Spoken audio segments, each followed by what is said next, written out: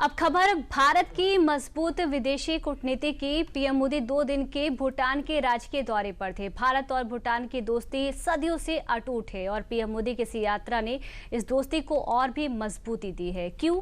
PM Modi की ये भूटान यात्रा कूटनीतिक लिहाज से बहुत अहम मानी जा रही है, देखिए इस रिपोर्ट में।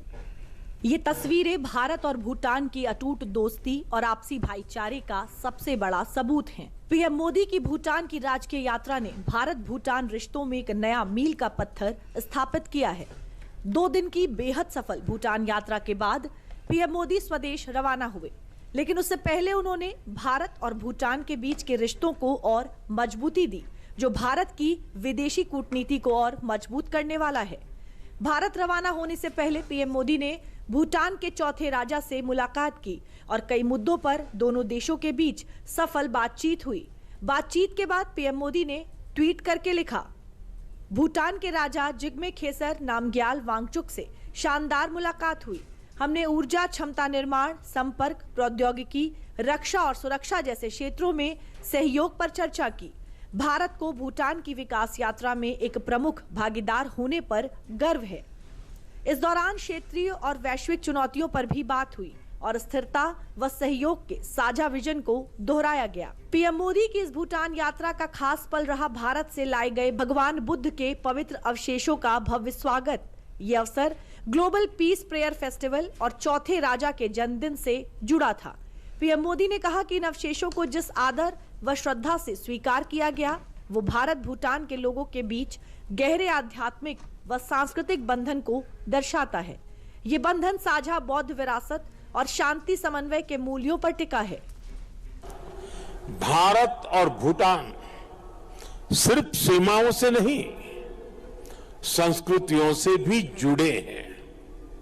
हमारा रिश्ता वैल्यूज का है, इमोशंस का है, पीस का है, प्रोग्रेस का है।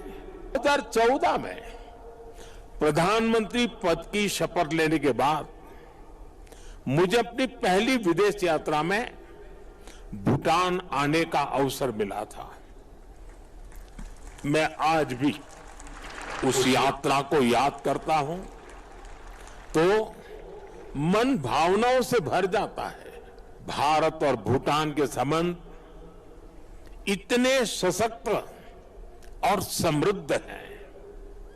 हम मुश्किलों में भी साथ थे, हमने चुनौतियों का सामना भी मिलकर किया और आज जब हम प्रोग्रेस की प्रॉस्पेरिटी की तरफ चल पड़े हैं, तब भी हमारा साथ और मजबूत हो रहा है। भारत हमेशा से ही भूटान के विकास में अहम योगदान देता आया है। इस बार की पीएम मोदी की भूटान यात्रा की सबसे बड़ी उपलब्धि रही 1020 मेगावाट के पुनात सांगचू 2 जल विद्युत परियोजना का उद्घाटन पीएम मोदी और भूटान के राजा ने संयुक्त रूप से किया। ऊर्जा सहयोग भारत भूटान साझेदारी का सबसे अहम हिस्सा है। इस मौके पर नवीकरणीय ऊर्जा व स्वास्थ्य क्षेत्र में कई MOU पर हस्ताक्षर हुए। भूटान के विकास के लिए नई क्रेडिट लाइन की भी घोषणा की गई। भारत रवाना होने से पहले पीएम मोदी ने थिम्पू में भूटान के राजा जिग्मे खेसर नामग्याल वांगचुक के साथ कालचक्र अभिषेक का उद्घाटन किया। राजधानी थिम्पू में चांगलिमथांग स्टेडियम में हुए इस उद्घाटन में हजारों लोग शामिल थे। कालचक्र सेरेमनी तिब्बती बौद्ध धर्म से जुड़ी है, जिसका अर्थ समय का चक्र होता है। इसे बौद्ध धर्म का महाकुंभ भी कहा जाता है, जिसमें सभी मिलकर विश्व की शांति के लिए प्रार्थना करते हैं। इसके अलावा कालचक्र सेरेमनी में कई तरह के रंगारंग कार्यक्रम भी आयोजित किए जाते हैं।